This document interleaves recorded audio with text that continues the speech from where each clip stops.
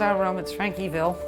For the past 6 months, room number 3 at the Family Crisis Services Shelter has been home to Gail and her 9-year-old daughter, Frankie.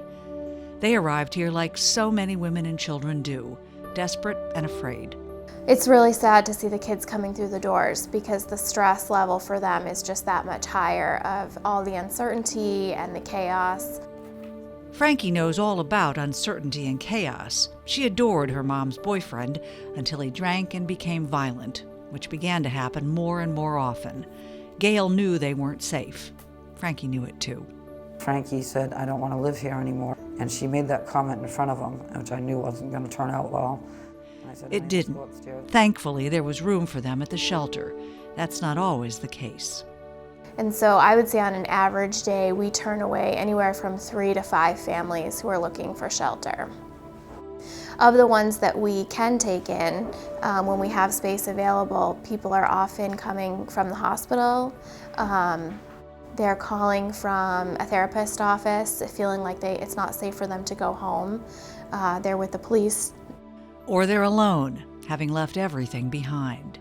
Really, I remember years ago I picked somebody up who had hitchhiked from northern Maine and literally had no shoes.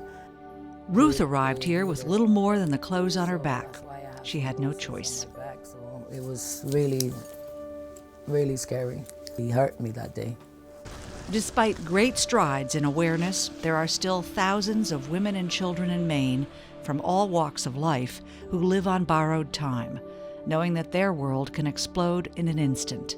And when it does, the dedicated staff at Family Crisis Services is here to help those lucky enough to find shelter in this safe haven. In the supportive, nurturing environment, those who have experienced domestic violence begin the first crucial steps toward healing. It gives people self-esteem back. I think that's one of the biggest things that we see is that people come in feeling worthless and hopeless. And I think one of the things we're really good at is restoring that hope and that sense of worth. The shelter has space for 6 families at any one time. It's light and airy, comfortable and comforting. You tell somebody they're going to a shelter, they think of the shelter with the mats on the floor. And that's not what this place is like. And it's not like that because people have helped and people have made it a home instead of a mats on the floor shelter. And I want to thank people for that. Here, women and children learn to let go of the pain and move forward. You know, because you need to talk about it. And, you know, you need to go and feel like you're the number one. And nobody gonna, you know, make you feel down no more, no more. A place to go and stay with my daughter and be warm, safe. You know, she hugs a lot, especially the staff, because she sees them as our protectors, which they are. It was the generosity of Mainers that helped create this home. It's your ongoing support that keeps the doors open. Well, it is critical for individuals to help because that's the way when the community steps up like that, that people can go forward.